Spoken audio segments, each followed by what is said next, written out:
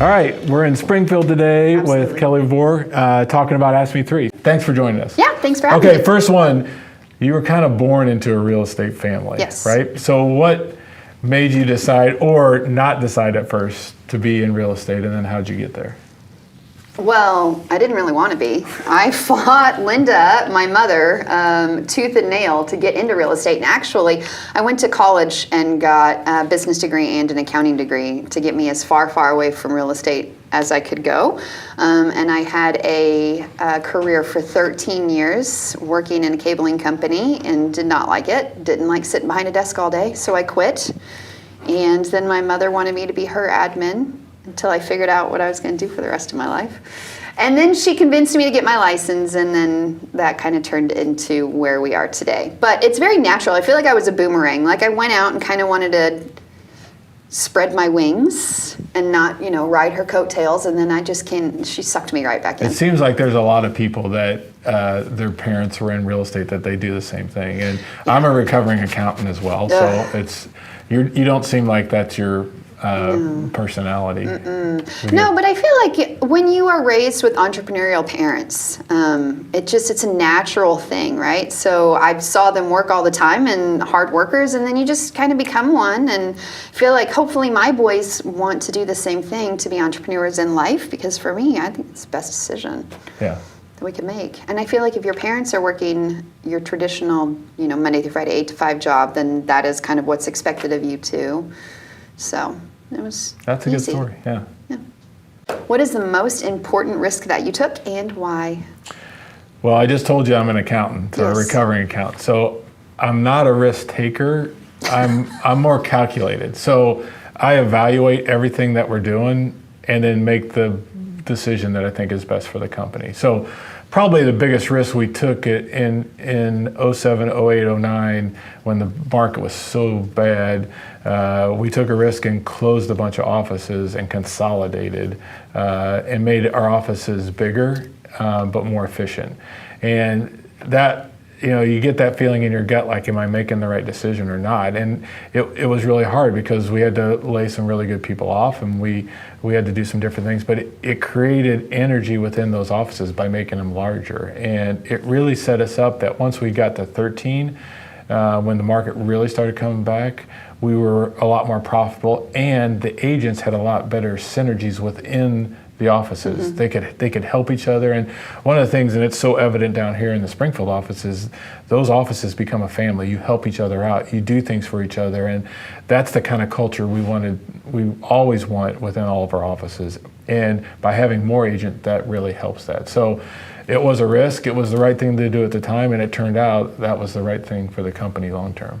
Okay, so you mentioned your mom is on your team, and you guys are leading this team. How many people do you have on your team now?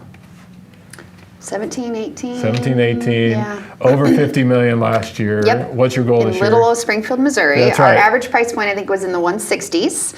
So Wow. for anybody that says over 50, because I know you've got some pretty heavy hitters up in Kansas City, that 50 million is like 18 houses, which does not happen here. So we had to sell 286 houses in order to get 52 million. So being with your mom, how do you balance each other's strengths and weaknesses to make, to lead the team to 60, 70 million? Mm-hmm. That's a really good question. So when her and I first got involved together, it was, we fought, but opposites attract, and I am very much like my father, and who she's married to, so she's kind of used to dealing with my personality. So that was easier probably for her than it was for me. But one of the things that her and I are very, very good at is communicating well.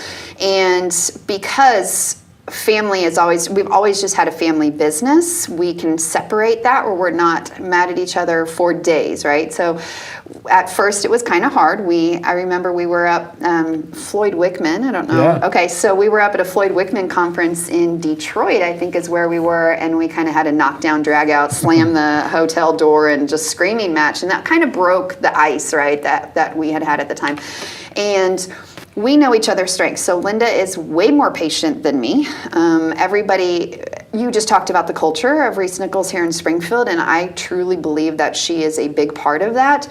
It's interesting that you had said that, because I just spoke with an agent that was with us and then has gone off to another agency and is coming back because she said she broke her teeth in real estate in the culture here at our office, and she has been searching for that ever since, and she's gone to 2 other different places over the last 2 or 3 years, and she's not found it. And so she's coming back solely because of our culture, and I feel Linda's a huge part of that, because she's always so giving and willing to I don't know, she's just awesome, right? So she's definitely more patient, probably a lot more approachable than I am, to be honest, with a lot of things. And I'm pretty driven, and when I get a goal in mind, I'm wanting to run with it, and sometimes that can be dangerous as well. I am a huge risk taker, and she is just the opposite. That's where we struggle with probably the most, I would say, is that when I make a decision, I want it done yesterday. And when she makes a decision, now we have to mill on it for a few months, which irritates me.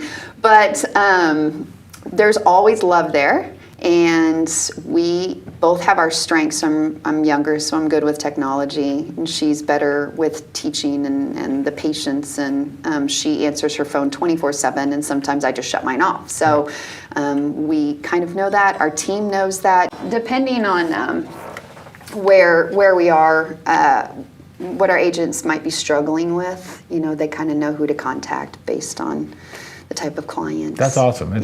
That's a great partnership then. It really is. Yeah. We play good cop, bad cop very well. That's good. Yeah. Awesome. It's fun working with her every day. We have fun together. Okay, so, what is the best piece of advice somebody has ever given you?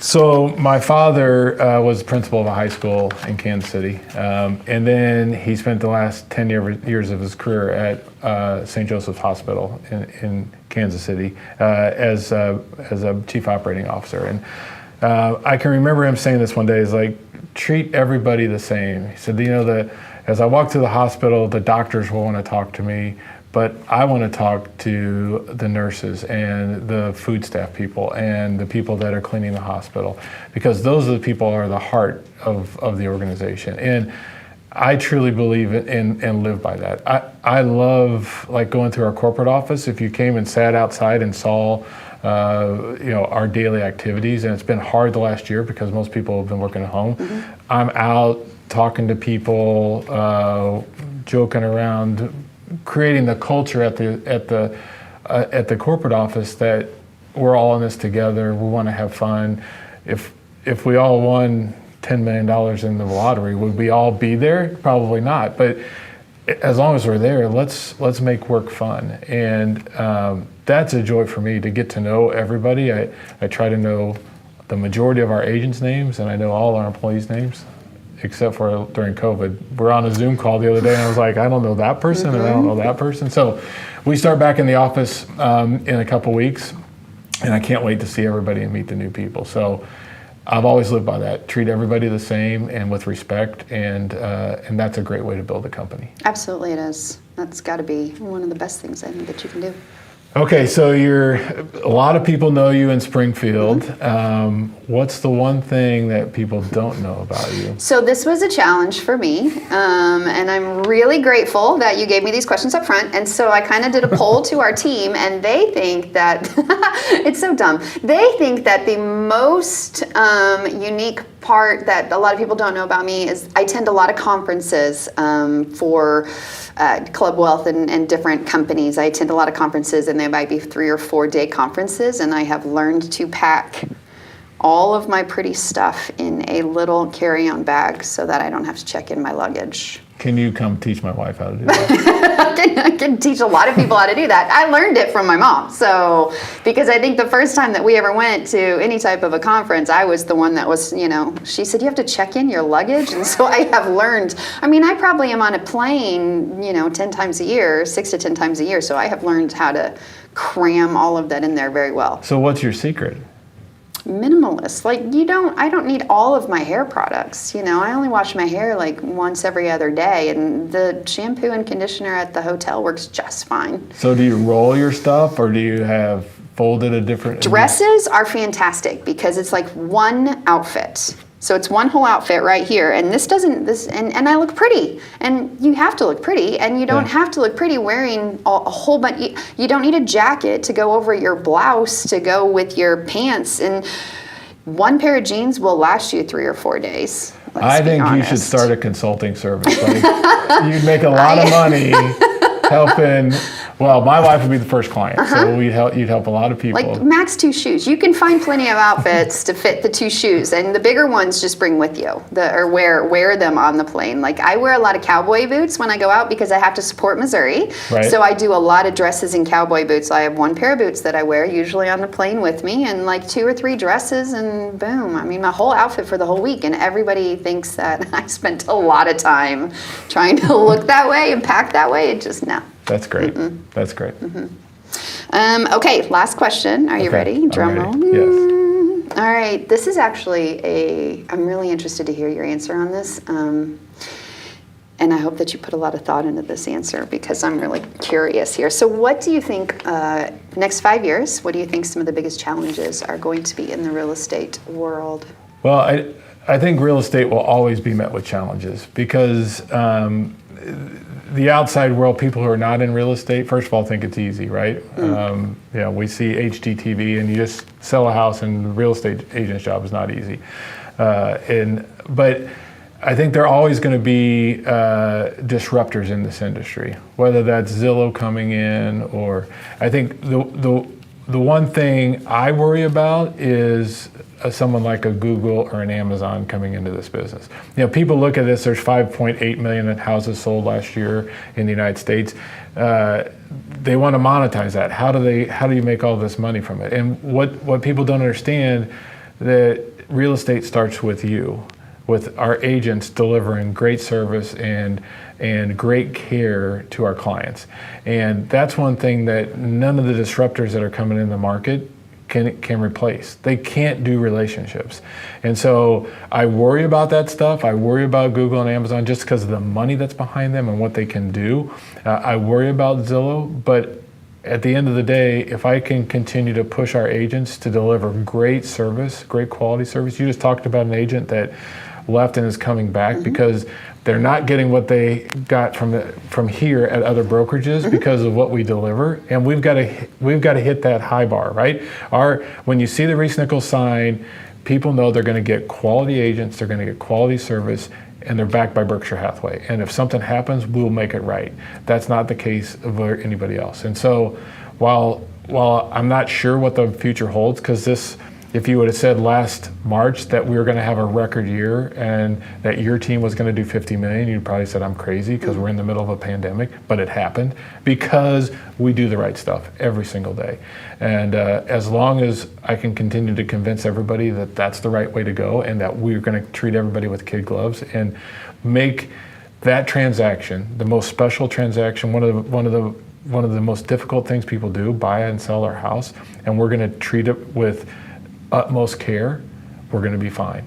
Because people, over the last 15 years I've been in this business, the thought process or how people perceive realtors keeps going up and up and up because people are becoming more and more aware that their house is their castle, that their house is important, that our house is one of their major investments, and that if we have a good agent like you, they're gonna win. They're gonna win in their purchase, and then you're gonna help them all through that transaction until the time they sell, and they'll win when they sell. Yeah, so relationships. It really didn't answer your question, matter. but that I can't worry about the outside forces. All I can worry about what we can control. I think it's hard. That's a hard question. I mean, none of us have a crystal ball. No. Nobody would have predicted 2008, 2007. No one would have predicted a pandemic, right? But we have a pandemic, and then people decide house is important, home is important, and how do I make my home different? And maybe I don't like my house. Maybe I'm not going to be able to travel as much as I used to ever again. And so home becomes even more special. And that's why I'm so energetic when I get up every day, because I get to go help you and other agents deliver that value to our clients, and that's better than selling a widget or selling something that maybe you don't really believe in. I believe in this, and it is special.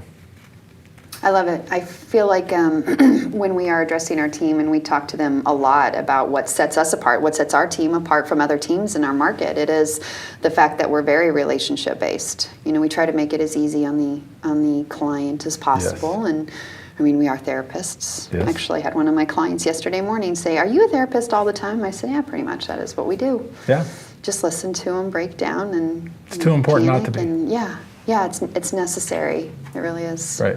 Well, Kelly, thank you for Yeah, joining me. absolutely. It was great to get to know you a little bit better, Yeah. and good luck in the rest of 2021. Thank you. All right. Thanks for having me. You bet.